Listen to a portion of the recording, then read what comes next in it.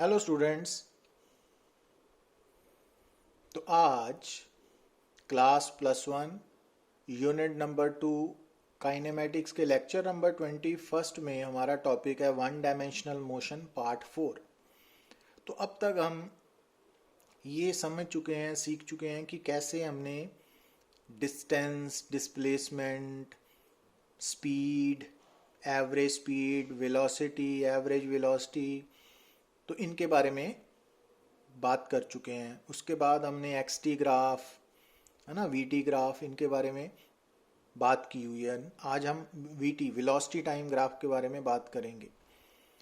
तो velocity time graph में हम अलग अलग टाइम पे पॉइंट ऑब्जेक्ट की वेलोसिटी नोट करते हैं ना। और ये तो आपको मालूम ही होगा कि जब हम वर्ड वेलोसिटी यूज़ करते हैं तो उसका मतलब है इंस्टेंटेनियस वेलोसिटी। तो ये ध्यान में रखना है ना। तो जब हम किसी भी पार्टिकल की अलग अलग टाइम पे वेलोसिटी नोट करेंगे तो अगर हम उसको डायग्राम में रिप्रेजेंट करेंगे, उस वेरिएशन को, variation of velocity with time को जब हम डायग्राम की हेल्प के साथ रिप्रेजेंट करेंगे तो उसको हम वेलोसिटी टाइम ग्राफ बोलते हैं। और वेलोसिटी टाइम ग्राफ में आप स्क्रीन पे साफ नज़र आ रहा है कि जो टाइम है ना वो एक्चुअली इंडिपेंडेंट वेरिएबल है ना, तो उसको हम प्रेफरेबली हॉरिजॉन्टल डायरेक्शन की तरफ प्लॉट करते हैं। और जो डिपेंडेंट वेरिएबल यहाँ पे वेलोसिटी है उसको हम वर्टिकल एक्सिस के अलोंग प्लॉट करेंगे। और जैसा कि हमने एक्सटी ग्राफ में भी बोला था कि जो वेलोसिटी टाइम ग्राफ है उसकी शेप कुछ भी हो सकती है ना, वो एक्चुअली डिपेंड करेगा नेचर ऑफ मोशन पे, जिसके बारे में हम लेटर ऑन बात करेंगे। तो अगर वेलोसिटी टाइम ग्राफ की जो एक्चुअल शेप है वो तो एक्चुअल मोशन पे डिपेंड करेगी, तो हमने आर्बिट्रेरी शेप ड्रॉ कर दी ना कोई भी। तो अब इसमें जो इंटरसेप्ट आप देख रहे हो, ये वाला इंटरसेप्ट देख रहे हो ना आप, तो ये हमें इनिशियल वेलोसिटी बता रहा है। तो जो वेलोसिटी एक्सिस है, तो जिस डायरेक्शन के अलोंग आप वेलोसिटी को प्लॉट करते हो वो उसको वेलोसिटी एक्सिस बोलते हैं। तो वेलोसिटी एक्सिस के ऊपर ग्राफ का इंटरसेप्ट जो है ना वो इनिशियल वेलोसिटी या वेलोसिटी एट टाइम 0 बताता है। अब जैसा कि हम ऑलरेडी एवरेज एक्सेलरेशन के बारे में बात कर चुके हैं कि अगर आपके सामने वेलोसिटी टाइम ग्राफ दिया हुआ है ना, और अगर आपसे बोला जाए कि इस ग्राफ से हमें एवरेज एक्सेलरेशन निकालनी है, तो एवरेज एक्सेलरेशन निकालने के लिए आपको एक टाइम इंटरवल दिया होगा, मींस इनिशियल से फाइनल टाइम तक का समय दिया होगा। तो आपने क्या करना है कि उस ग्राफ के ऊपर जो इनिशियल टाइम है उसके कॉरस्पॉन्डिंग पॉइंट मार्क कर लेना है। जैसे इस केस में आप देख रहे हो स्क्रीन पे कि आपको इनिशियल टाइम दिया हुआ है t1, तो उसके कॉरस्पॉन्डिंग आपने ग्राफ के ऊपर p1 पॉइंट मार्क कर लिया। और फाइनल टाइम दिया हुआ है t2, तो उसके अकॉर्डिंगली आपने p2 पॉइंट ग्राफ के ऊपर मार्क कर लिया। अब स्क्रीन से देखिए आपकी P1 पॉइंट के कॉरस्पॉन्डिंग वेलोसिटी की वैल्यू V1 है और P2 के अकॉर्डिंगली V2 है ना। तो आप एवरेज वेलोसिटी कैसे निकाल सकते हो? V2 minus V1 over T2 minus T1। अब अगर हम इस ग्राफ की इंपॉर्टेंस की बात करें तो अगर आप P1 P2 पॉइंट्स को स्ट्रेट लाइन के साथ जोड़ो, नजर आ रही है ना स्ट्रेट लाइन ब्लैक कलर की P1 P2 को जोड़ती हुई, तो वो जो स्ट्रेट लाइन है वो हॉरिजॉन्टल लाइन पी क्यू के साथ एंगल बना रही है थीटा। तो अब आपको P1 Q P2 ये स्क्रीन के ऊपर राइट एंगल ट्राइंगल नजर आ रही है ना। तो आप देख रहे हो कि P2 Q की वैल्यू V2 माइनस V1 है और P1 Q की वैल्यू T2 माइनस T1 है ना, आपको नजर आ रहा है स्क्रीन पे। तो अगर आप P1 Q P2, ये देखिए आप इस राइट एंगल ट्राइंगल में अगर आप tan थीटा की वैल्यू निकालते हो तो वो आएगी P2Q बाय Q P1। तो अब यहाँ से वैल्यू सब्स्टिट्यूट कीजिए, तो फ्रॉम इक्वेशंस 1 एंड 2 आप क्या देख रहे हो कि जो एवरेज एक्सेलरेशन है between time interval T1 to T2 वो tan थीटा के इक्वल है। पर tan थीटा तो P1 P2 जो स्ट्रेट लाइन है ना P1 P2 को जोड़ने वाली, उसकी स्लोप है।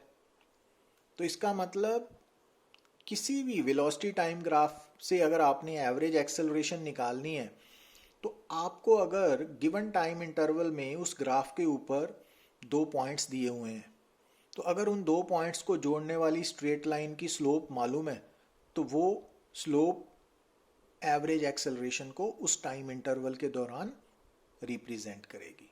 तो that is the significance of VT graph. ठीक है ना, तो ये बात आपने याद रखनी है। तो इससे पहले हमने क्या किया था कि अगर आप हमारे सामने एक्सटी ग्राफ है तो एक्सटी ग्राफ के ऊपर गिवन टाइम इंटरवल में अगर दो पॉइंट्स सेलेक्ट करते हैं तो उन दो पॉइंट्स को जोड़ने वाली स्ट्रेट लाइन की स्लोप हमें उस टाइम इंटरवल के दौरान एवरेज वेलोसिटी बताती थी ना। तो अब वीटी ग्राफ में वो लाइन हमें एवरेज एक्सेलरेशन के बारे में बताएगी। तो इसको हमने न्यूमेरिकल से प्रॉब्लम से कंफर्म करना है। जैसे आपको एक ग्राफ नज़र आ रहा है ना, ब्लू कलर की लाइन है, वो वीटी ग्राफ है ना, किसी भी शेप में हो सकता है। तो अब अगर हमें इस ग्राफ में पूछा जाए कि आपने एक तो इनिशियल वेलोसिटी निकालनी है, means velocity at time zero, तो आप देख रहे हो इस ग्राफ की जो वेलोसिटी एक्सिस पे इंटरसेप्ट है ना वो ये है, ये ए पॉइंट है। तो इट मीन्स जो -5 मीटर पर सेकेंड है वो इनिशियल वेलोसिटी है ना।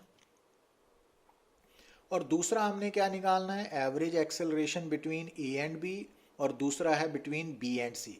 अब ए एंड बी को जोड़ने वाली ग्रीन कलर की डॉटेड लाइन आपको नजर आ रही है ना, स्ट्रेट लाइन, तो उसकी स्लोप क्या होगी, क्योंकि वो जो डॉटेड लाइन है ना ए बी स्ट्रेट लाइन, वो हॉरिजॉन्टल ग्रीन लाइन के साथ 60 डिग्री का एंगल बना रही है, तो उसकी स्लोप होगी tan 60। तो tan 60 की वैल्यू √3 है ना।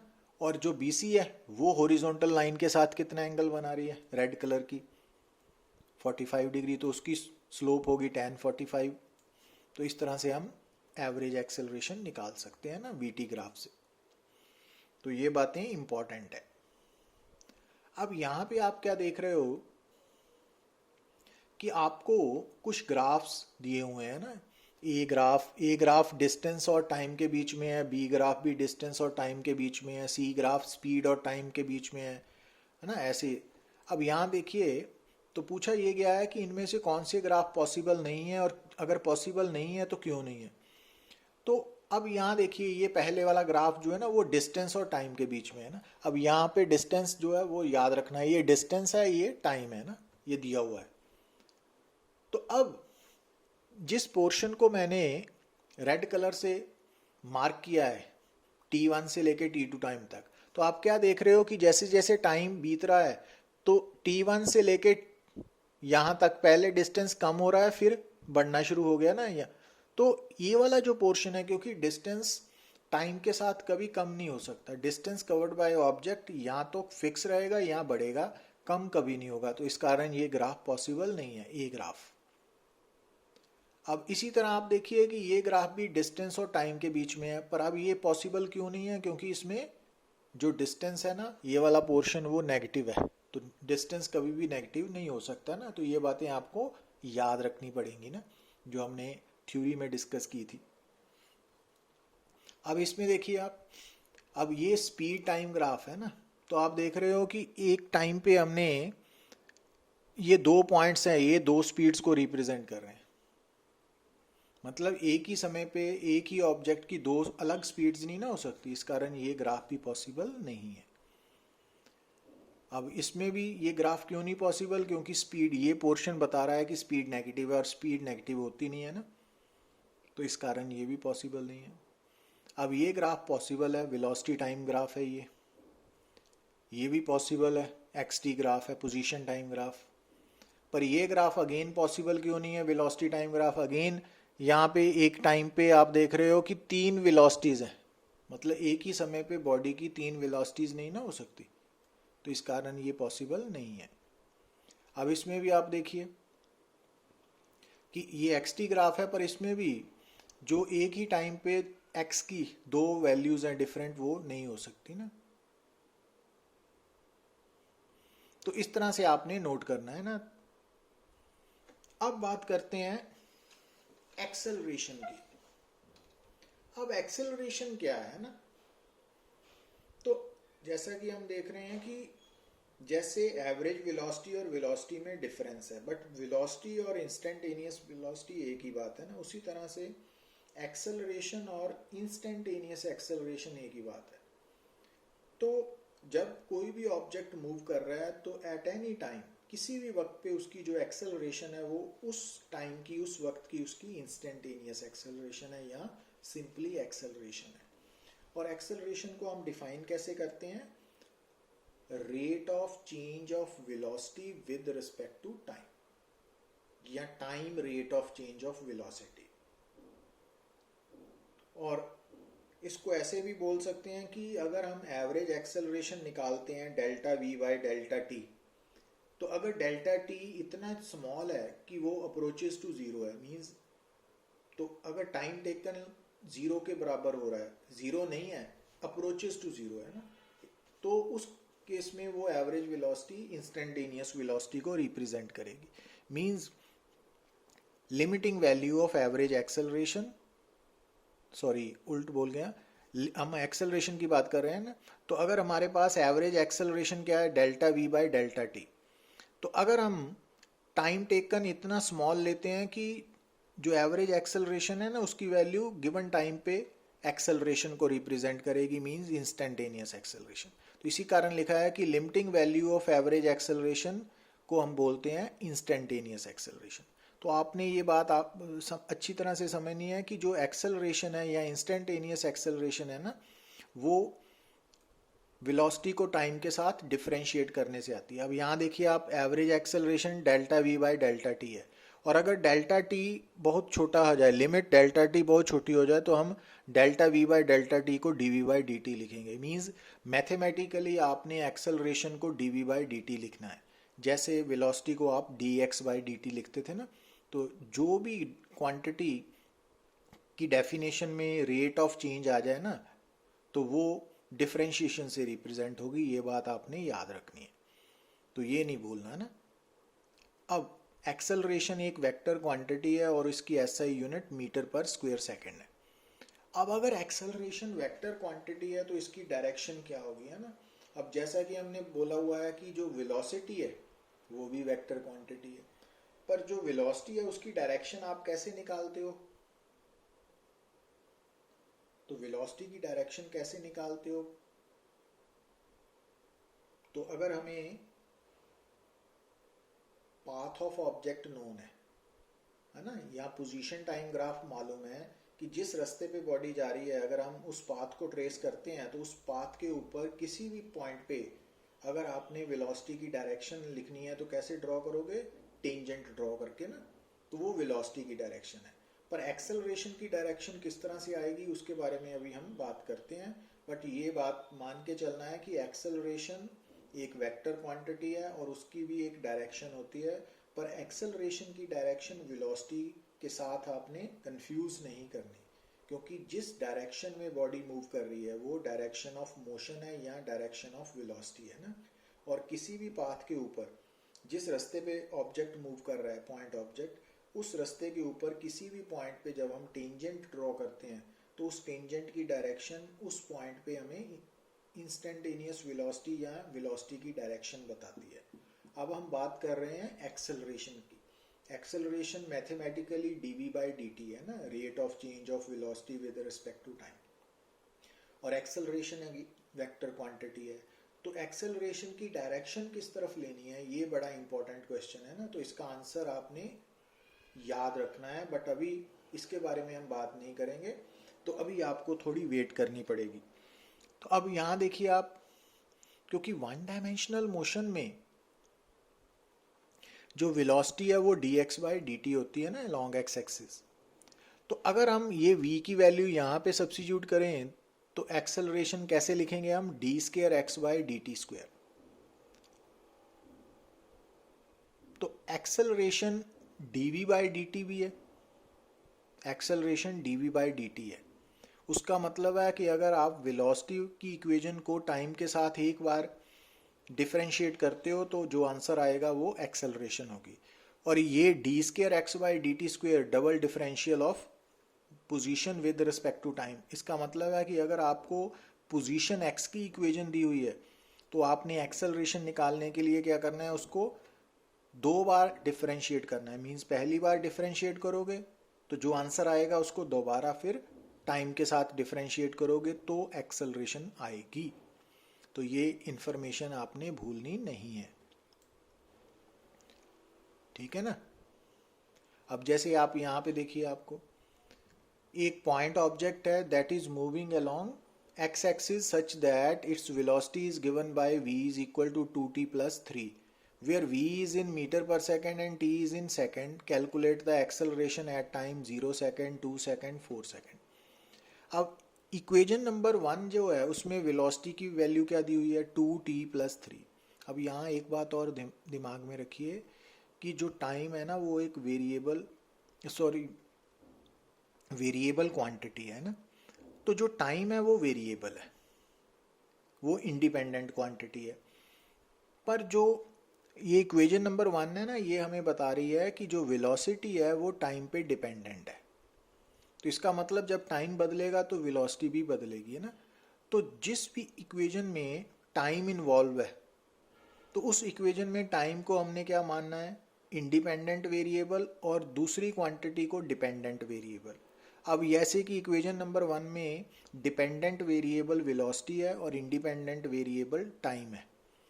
तो इक्वेशन 1 बता रही है कि टाइम के बदलने पे वेलोसिटी बदलेगी, it means velocity variable quantity है। अब एक्सेलरेशन निकालने को बोला है ना हमें, तो कैसे निकालोगे आप, डिफरेंशिएट करोगे इक्वेशन नंबर 1 को विद रिस्पेक्ट टू टाइम। तो वो हमने किया। और अगेन फिर वही बात कि आपको डिफरेंशिएशन आनी चाहिए ना, उसके लिए मैथमेटिकल टूल्स में मेरे लेक्चर्स हैं डिफरेंशिएशन के बारे में, वो डिस्कस कर सकते हो आप। तो dv बाई डी टी कितना आ जाएगा जब आपने इक्वेशन नंबर 1 को डिफरेंशिएट किया, तो 2 पर dv बाई डी टी तो एक्सेलरेशन होती है ना, तो इसका मतलब इस न्यूमेरिकल में एक्सेलरेशन 2 मीटर पर स्क्वायर सेकंड आ गई। अब नोट क्या करना है कि आपकी जो एक्सेलरेशन आई है ना, तो एक्सेलरेशन के फार्मूला में टाइम खत्म हो चुका है ना, जो नंबर है 2 वो एक कांस्टेंट है। तो इसका मतलब कि ये जो हमें न्यूमेरिकल दिया है इसमें जो ऑब्जेक्ट है ना, वो जब मूव कर रहा है तो उसकी वेलोसिटी तो टाइम के साथ बदल रही है, बट उसकी एक्सेलरेशन फिक्स है, कांस्टेंट है, 2 मीटर पर स्क्वायर सेकंड।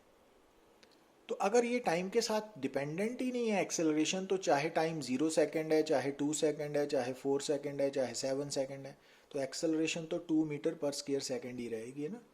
तो हर केस में आंसर एक ही रहेगा। समझे बात।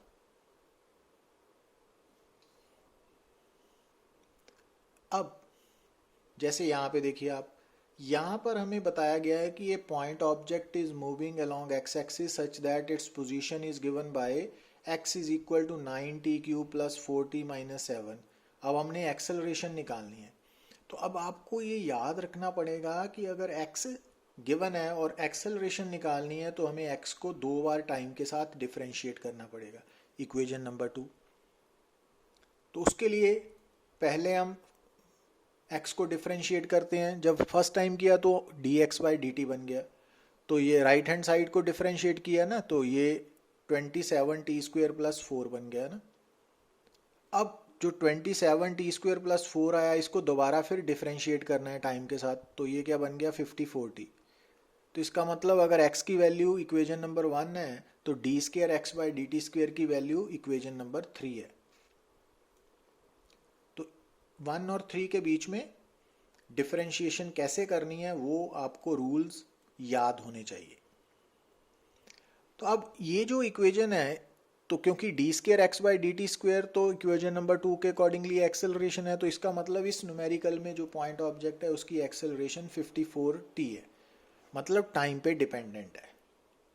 तो इसका मतलब इस न्यूमेरिकल में जो ऑब्जेक्ट है उसकी एक्सेलरेशन वेरिएबल है टाइम के साथ, क्योंकि चेंज हो रही है, तो अलग अलग टाइम पे डिफरेंट होगी ना। तो अब हमने 3 सेकंड के लिए फाइंड आउट करनी है, तो आपने उसके t को 3 के साथ रिप्लेस करके सॉल्व कर लेना है ना। Got it. अब बात करने जा रहे हैं डायरेक्शन ऑफ एक्सेलरेशन। अब जैसा कि हम बोल रहे हैं कि नॉर्मली स्टूडेंट्स डेफिनेशन तो याद रखते हैं वेलोसिटी और एक्सेलरेशन की, बट उनको कंफ्यूजन रहती है ना। तो जब भी आपसे कोई ये पूछे कि मान लीजिए कि आपके सामने कोई ऑब्जेक्ट मूव कर रहा है, मान लो मोटरसाइकिल जा रहा है ना, स्कूटर जा रहा है, बस जा रही है, कार जा रही है, तो क्योंकि वो मोशन में है तो वो वेलोसिटी तो ज़रूर पोजेस करेंगे, इसमें कोई शक नहीं है। पर अगर मान लीजिए कि वो जो ऑब्जेक्ट है, ठीक है ना, जिसको आप ऑब्जर्व कर रहे हो, अब आपने ये बताना है कि क्या ये एक्सेलरेशन पोजेस कर रहा है कि नहीं कर रहा है। तो उसके बारे में आपको क्या बताया था मैंने कि अगर उसकी वेलोसिटी बदल रही है, अब आप कैसे जज करोगे कि वेलोसिटी चेंज हो रही है कि नहीं, कि अगर वो ऑब्जेक्ट जो है उसकी स्पीड अगर वो स्लो हो रहा है या स्पीड अप हो रहा है, तब भी हम कहेंगे कि ये एक्सेलरेट हो रहा है। अगर वो ना तो स्लो हो रहा है ना स्पीड अप हो रहा है, पर वो टर्न ले रहा है, जैसे कि आप सीधी सड़क पे जाते हुए राइट की तरफ मुड़ गए या लेफ्ट की तरफ, तो मुड़ते वक्त भी आपकी जो व्हीकल है उसकी डायरेक्शन बदल रही है ना, तो तब भी वेलोसिटी चेंज हो रही है। तो कहने का मतलब है कि जब भी हमने ये आंसर करना है कि क्या ऑब्जेक्ट एक्सेलरेट हो रहा है कि नहीं हो रहा, तो उसके लिए आपके माइंड में ये बात होनी चाहिए कि क्या उस ऑब्जेक्ट की वेलोसिटी चेंज हो रही है कि नहीं हो रही। और वेलोसिटी चेंज हो रही है कि नहीं हो रही, इसका आंसर कैसे दोगे आप, कि उस ऑब्जेक्ट की स्पीड या डायरेक्शन ऑफ मोशन दोनों में से अगर एक भी चीज चेंज हो रही है तो वो वेलोसिटी चेंज हो रही है, तो वो एक्सेलरेशन पोजेस करेगा ना। तो ये बात हम ऑलरेडी डिस्कस कर चुके हैं। दूसरी बात कि जिस डायरेक्शन में ऑब्जेक्ट मूव कर रहा है तो वो उस वक्त की उसकी डायरेक्शन ऑफ वेलोसिटी है।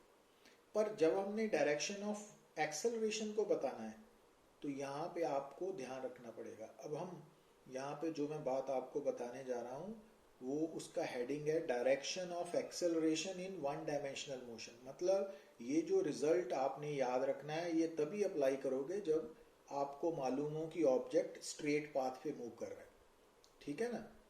तो जब आपके सामने कोई भी particle straight path motion poses कर रहा है तो उस पार्टिकल की जो एक्सेलरेशन है उसकी डायरेक्शन या तो जिस डायरेक्शन में पार्टिकल मूव कर रहा है, जिसको हम डायरेक्शन ऑफ मोशन बोलते हैं या डायरेक्शन ऑफ वेलोसिटी बोलते हैं, उस तरफ होगी या उसके ऑपोजिट होगी, ठीक है ना। अब इसको आप ध्यान से देखिए कि आपके सामने ये दो स्ट्रेट लाइंस नजर आ रही हैं। ये जो ग्रीन कलर के एरोज हैं वो क्या बता रहे हैं, वेलोसिटी की डायरेक्शन, डायरेक्शन ऑफ मोशन। मतलब इन दोनों केसेस में, ऊपर और नीचे दोनों केसेस में जो पार्टिकल्स हैं वो राइट की तरफ मूव कर रहे हैं ना आपकी स्क्रीन पे। पर पहले केस में क्या हो रहा है, स्पीड डिक्रीज हो रही है, और दूसरे केस में स्पीड इंक्रीज हो रही है। कि जब भी आप वन डायमेंशनल मोशन के साथ डील करोगे तो जो पार्टिकल है ना या तो उसकी स्पीड कम होगी या बढ़ेगी, तभी वो एक्सेलरेट करेगा, ठीक है ना। तो अब अगर ऊपर वाले केस में आपसे पूछा जाए कि पार्टिकल एक्सेलरेट कर रहा है कि नहीं कर रहा, तो आपका आंसर होगा कर रहा है। क्यों, क्योंकि स्पीड कम हो रही है, ठीक है। तो अब इस केस में एक्सेलरेशन की डायरेक्शन क्या होगी, तो अगर वन डायमेंशनल मोशन में किसी भी पार्टिकल की स्पीड कम हो रही है तो उसकी जो एक्सेलरेशन है वो किस तरफ लोगे, उसकी डायरेक्शन किस तरफ लोगे, वेलोसिटी से ऑपोजिट। पर अगर स्पीड बढ़ रही है तो फिर जिस तरफ वेलोसिटी है वही एक्सेलरेशन की डायरेक्शन होगी। तो ये बात सिर्फ वन डायमेंशनल मोशन में एप्लीकेबल है, 2, 3 में नहीं है। तो ये ध्यान में रखना आपने कि जब भी कोई भी particle one dimensional motion poses करेगा और वो उसकी वेलोसिटी बदल रही है due to change in speed, तो उसकी स्पीड या तो बढ़ेगी या कम होगी। अब अगर बढ़ेगी तो उस केस में आपने एक्सेलरेशन की डायरेक्शन किस तरफ लेनी है, जिस तरफ पार्टिकल की वेलोसिटी की डायरेक्शन है। और अगर कम हो रही है स्पीड तो वेलोसिटी से ऑपोजिट लेनी है, ठीक है ना। ये बात भूलनी नहीं है। बट ये साथ में ये भी याद रखना है कि ये जो बात हमने सीखी है वो सिर्फ वन डायमेंशनल मोशन में अप्लाई होगी ना। क्योंकि होता ये है कि एक्चुअली हम बात को सुनते हैं बट उसमें से कुछ याद रखते हैं और कुछ भूल जाते हैं ना। तो मेनली हम जिस कंडीशन के लिए वो रिजल्ट आपको बताया जा रहा है वो आप भूल जाते हो ना, और फिर उसके बाद क्या करते हो कि वो जो बात आपको याद है वो हर कंडीशन में अप्लाई करना शुरू कर देते हो, और उससे आपके रिजल्ट्स गलत आने शुरू हो जाते हैं ना, प्रॉब्लम सही तरह से सॉल्व नहीं होती। तो बात जो सीखने वाली होती है एक्चुअली वो ये है कि किस कंडीशन में कौन सा रिजल्ट बताया गया आपको अप्लाई करना है, वो आपको पूरा रिजल्ट याद रखना पड़ेगा कंडीशन के साथ साथ। तो ये बात मैंने आपको क्या बताई है कि ये हमने डायरेक्शन ऑफ एक्सेलरेशन के बारे में बात की है, पर किस कंडीशन में, जब वो कोई भी पार्टिकल स्ट्रेट पाथ फॉलो कर रहा है। तो स्ट्रेट पाथ फॉलो करते वक्त पार्टिकल की एक्सेलरेशन की डायरेक्शन या तो वेलोसिटी से ऑपोजिट होगी या सेम होगी। ऑपोजिट कब होगी, जब उस पार्टिकल की स्पीड कम हो रही है, और सेम कब होगी, जब स्पीड बढ़ रही है। क्योंकि जब स्ट्रेट पाथ में स्पीड ना कम होगी ना बढ़ेगी, मीन्स कांस्टेंट रहेगी, तो वेलोसिटी भी कांस्टेंट रहेगी, तो एक्सेलरेशन ज़ीरो होगी, होगी ही नहीं। ठीक है ना, तो ये बातें आपने भूलनी नहीं है। तो यहाँ तक हमने डिस्कस किया है कि वन डायमेंशनल मोशन में हमने कैसे distance, displacement, speed, average velocity, acceleration, average acceleration, ये सब बातें डिस्कस की है ना। तो इन सब रिजल्ट्स को आपने याद रखना है, ठीक है ना। डिफरेंशिएशन ये मस्ट है, तो इसको आपने इग्नोर नहीं करना, क्योंकि differentiation important part of physics है। तो आपको डिफरेंशिएशन की अच्छी तरह से समझ होनी चाहिए, अदरवाइज आपको प्रॉब्लम आएगी ना। तो होता ही है, कई बार हमें फिजिक्स की समय लग जाती है, बट जैसे फिजिक्स में जो कंसेप्ट्स हैं जो डिफरेंशिएशन के ऊपर बेस्ड हैं, तो उनमें हमारी गलतियां होनी शुरू हो जाती हैं ना, तो उस पर भी आपको वर्कआउट करना पड़ेगा। So thank you very much.